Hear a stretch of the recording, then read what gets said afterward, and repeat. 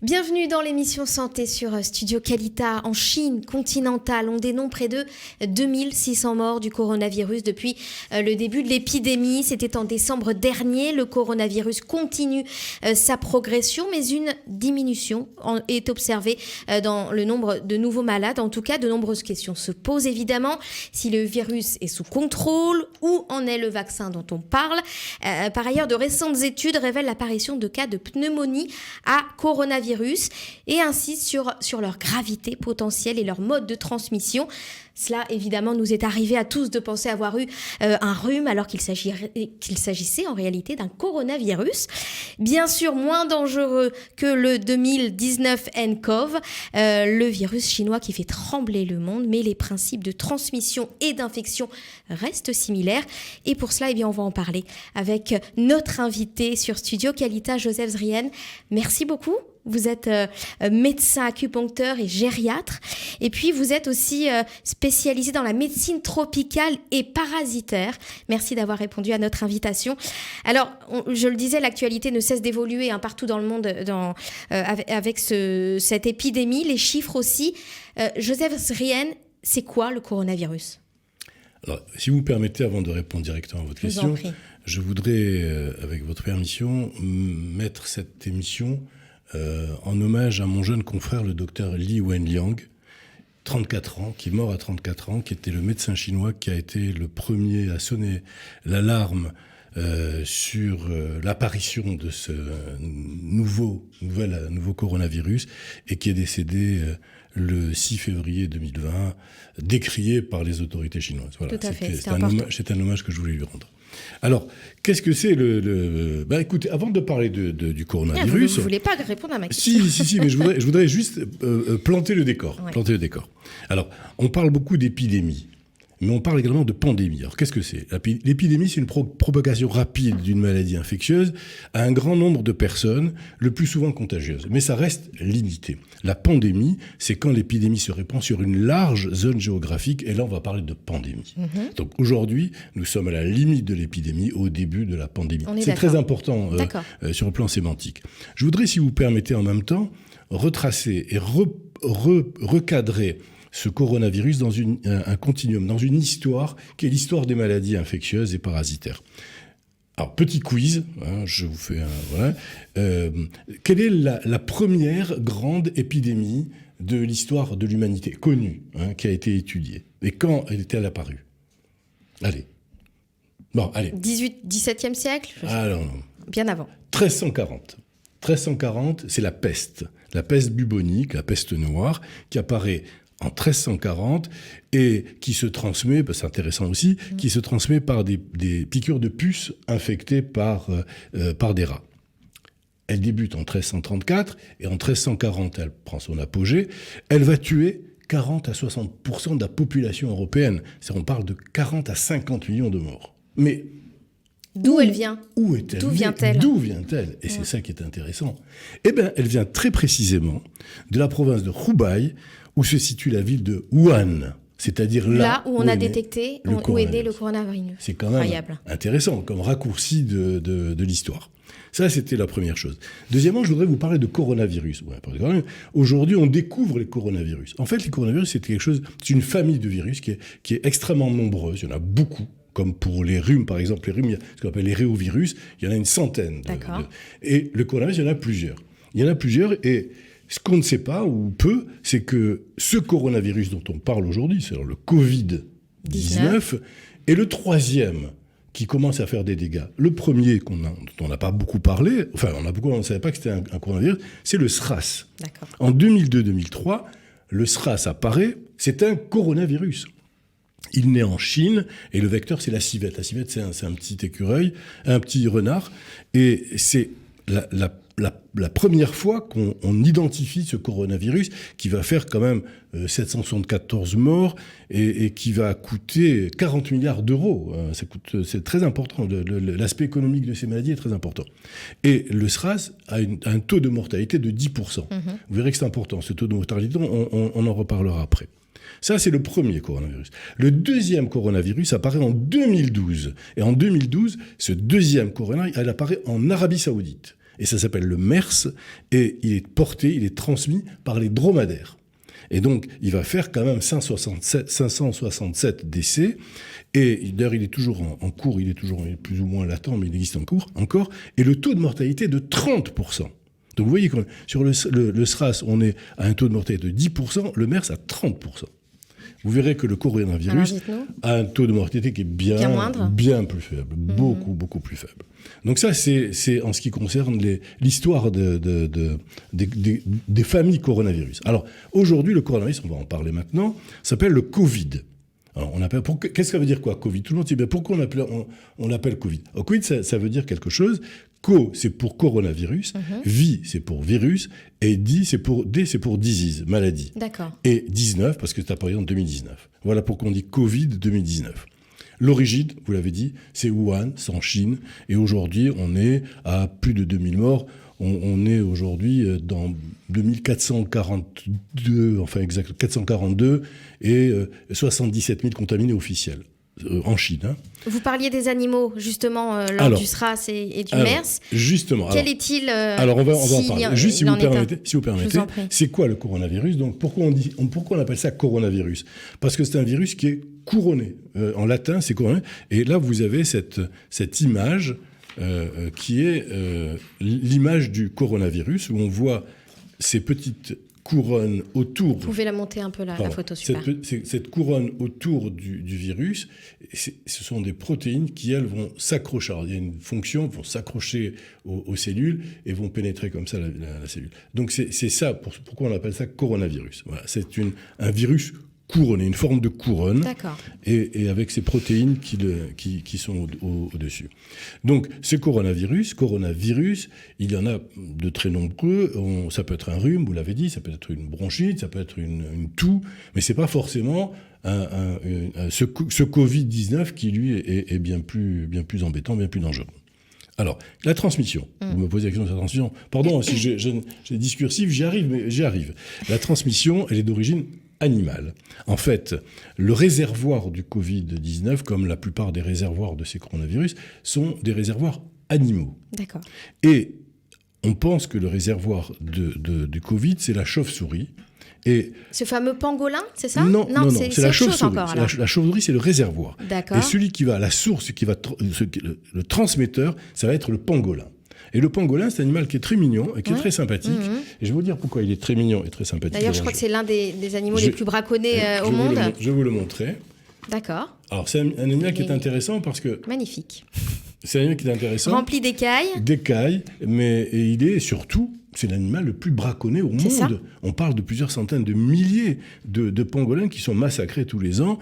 Alors, pour deux raisons. D'abord, parce que la chair est prisée par les Vietnamiens et par les Chinois qui adorent ça très bonne, mais surtout à cause des écailles auxquelles on prête des vertus médicinales. Donc, ces animaux sont massacrés.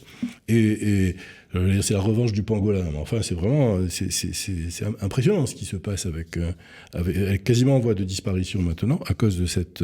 Il semblerait que cette chair, elle soit vraiment très prisée par des gourmets exactement, chinois. Tout à fait. Et la transmission va se faire ensuite de manière interhumaine par ce qu'on appelle les gouttelettes de Pflegger, c'est-à-dire par les postillons et les éternuements, la toux, qui va se faire normalement à moins d'1 mètre. C'est-à-dire si vous êtes à plus globalement éloigné, la transmission par le coronavirus ne se fera pas facilement. Il faut vraiment être très très près de la personne qui est infectée. Comment ça se fait que ce virus apparaît maintenant alors que ce mammifère, le pangolin, est connu et mangé depuis... pourquoi maintenant? Parce qu'il y a une mutation. C'est exactement le même problème que pour la plupart de ces virus qui existent donc chez l'animal et qui à un moment donné vont être ingéré par l'homme avec une mutation et la difficulté ensuite après, c'est le traitement. Parce qu'en fait, et on va se retrouver avec des virus dont on n'a pas de... Il faut savoir que globalement, alors je synthétise, on n'a pas de médicaments sur les virus. Il y a 3 types de germes, on va dire. Il y a les virus, je schématise, virus, bactéries, parasites. Virus, c'est infiniment petit. Bactéries, c'est un peu plus gros. Parasites, c'est encore plus gros. Les virus, on n'a pas de médicaments là-dessus. Les antibiotiques ne marchent pas sur les virus. D'où l'intérêt des vaccins, qui, eux, vont permettre d'immuniser les personnes contre la maladie. Les bactéries, on a des antibiotiques qui marchent, et les parasites aussi, on a des médicaments pour ça. D'accord. Mais les virus, on n'a pas de médicaments réellement efficaces, d'où l'intérêt de la vaccination. Et aujourd'hui, c'est la seule manière qu'on a de pouvoir, à un moment donné, alors justement, où en est ce vaccin, docteur Zrien ? Alors écoutez, le vaccin, pour fabriquer un vaccin, il faut à peu près 2 années, en moyenne, entre 18 mois et 2 ans pour fabriquer un vaccin. Mais là, aujourd'hui, il y a une telle course à la recherche de la production de ce vaccin qu'on pense que d'ici quelques mois, il sera fabriqué. D'accord. Il y a beaucoup de laboratoires qui s'y sont mis. À travers le monde ? À travers le monde. Il y a les gros laboratoires d'État. En Israël également ? Oui, en Israël aussi. Il y a même une déclaration d'un homme d'État qui a dit qu'il fallait maintenant que c'est Israël qui allait trouver le... Ah, voilà, c'est ça, on a entendu ça. On connaît, d'accord.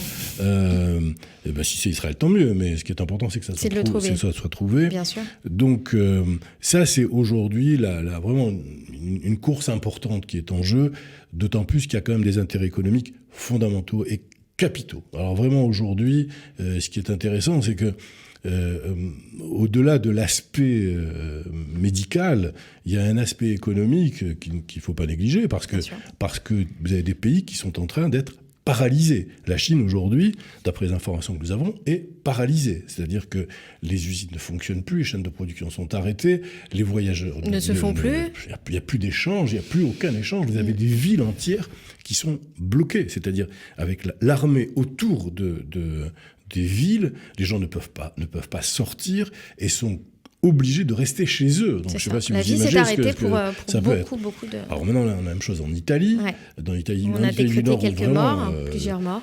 En Italie, oui, il y a quelques morts. Mais près de chez nous, en Iran, on nous annonce une cinquantaine de morts. Alors en Iran, on n'a pas encore de chiffres précis, mais ça m'étonne pas. On parle de 8 morts officiellement, mais en vérité, il y en aura beaucoup plus.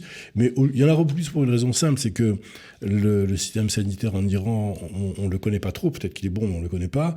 Et tous les pays autour de l'Iran ont fermé leurs frontières. C'est ça. Donc ça veut dire qu'il y a peut-être là quelque chose qui doit les inquiéter et donc des informations que nous n'avons pas. En tout cas, l'Iran aujourd'hui semble être un foyer important avec la Corée. La Corée est en pointe. Alors là, c'est en train de... Alors justement, il y a une école qui a été... des écoliers qui ont dû être mis en quarantaine. 200 écoliers et enseignants. Exactement. Vous avez 200 écoliers et enseignants à Beersheva qui sont en quarantaine et qui devraient rester enfermés pendant 14 jours. Période d'incubation. Peut-être, car comme c'est un virus nouveau et qu'on ne connaît pas tout, on est en train de se rendre compte que peut-être la période d'incubation est courte, trop courte ? Beaucoup trop courte, et qu'elle passera à 21, voire 29 jours. Puisqu'on s'est rendu compte qu'il y a eu des personnes qui étaient infectées par le Corona et qui ont eu 29 jours pour avoir la maladie. Et vous pensez qu'Israël va aller dans ce sens et ne pas minimiser Non, écoutez, je pense que la réponse israélienne à cette pandémie est bonne, elle est correcte. Il y a aujourd'hui des mesures qui sont prises, les hôpitaux sont prêts, vous avez de très bons hôpitaux en Israël. Oui, parce que l'important c'est de se préparer. Est-ce que Israël est prêt à un afflux plus important de patients contaminés ? Je crois que oui. Je ne connais pas le détail des hôpitaux et des services de maladies infectieuses, mais ce que j'en sais est de bonne qualité, les médecins sont bons, les équipements sont corrects, et vous avez des hôpitaux comme Tel HaShomer par exemple qui sont spécialisés et qui font où se trouve une dizaine d'Israéliens. Oui, ça, j'ai pas de souci par rapport à ça. Et puis il y a surtout une conscience aujourd'hui au niveau de l'État qui dépasse les échéances électorales et qui est la conscience que c'est une vraie pandémie et qu'il faut faire en sorte... Israël qui a d'ailleurs fermé ses frontières aussi. Tout à fait. Vous n'êtes pas inquiet, docteur Zrien ? Moi, je ne suis pas inquiet. Je ne suis pas inquiet d'abord parce que je ne suis pas un médecin inquiet et que je pense que c'est stupide de s'inquiéter et de s'alarmer. Il y a des faits, c'est objectif. On arrive à suivre aujourd'hui assez précisément l'évolution de cette pandémie. Il n'y a rien de caché, en fait. Réellement, il n'y a pas grand-chose de caché. Tout reste transparent d'après vous ? Reste transparent compte tenu de l'importance de ce qui est en train de se passer. Les choses sont plutôt transparentes.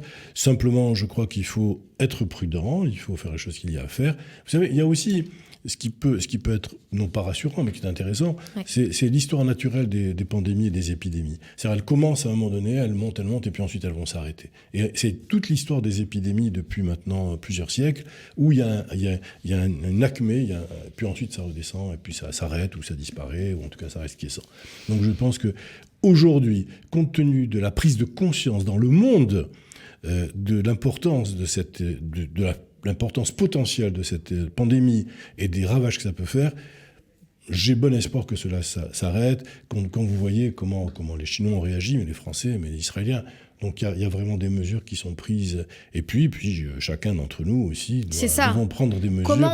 Comment doit-on prévenir la propagation de l'infection ? Vous avez parlé des signes. Quels sont les signes ? Il faut aussi être... Bien sûr. Alors les signes, c'est les signes d'un virus, d'une petite infection grippale. Hein, Est-ce qu'on doit s'inquiéter si on tousse, si on a de la fièvre, si le tout Non, surtout pas. Tout le monde a le droit d'avoir une grippe, tout le monde a le droit d'avoir un rhume, d'avoir une petite infection. C'est pas pour autant que chaque fois qu'on a une petite infection, on est atteint du Covid-19. D'accord. Non, je pense qu'il faut faire attention, il faut raison garder, et puis il faut surveiller quelqu'un qui a de la fièvre, il faut qu'il y ait des facteurs. Quelqu'un qui arrive d'un pays d'Asie, peut-être que là, on va pouvoir s'inquiéter. Mais quelqu'un qui a vécu tout le temps à Tel Aviv et qui n'a pas été en contact avec des personnes venant d'Asie ou des personnes ayant été eux-mêmes en contact avec le coronavirus, ne risque absolument rien. Il faut juste raison garder. Il faut prendre des précautions d'hygiène. S'il y a le moindre doute, je vais le répéter, c'est très important. S'il y a le moindre doute, il ne faut pas se rendre à l'hôpital. Surtout pas. Chez le médecin, chez son médecin. Surtout pas. Surtout pas non plus. Surtout pas, parce que si vraiment c'est ça, vous allez infecter d'autres personnes. Ouais. Donc il faut appeler les services spécialisés qui, eux, sont équipés pour pouvoir faire face à ça. Voilà. Bon, parfait. Merci beaucoup. Merci à vous de toutes ces précisions. Très intéressant ce sujet d'actualité, le coronavirus. Merci à vous et à très bientôt dans l'émission Santé de Studio Qualita. Bye bye.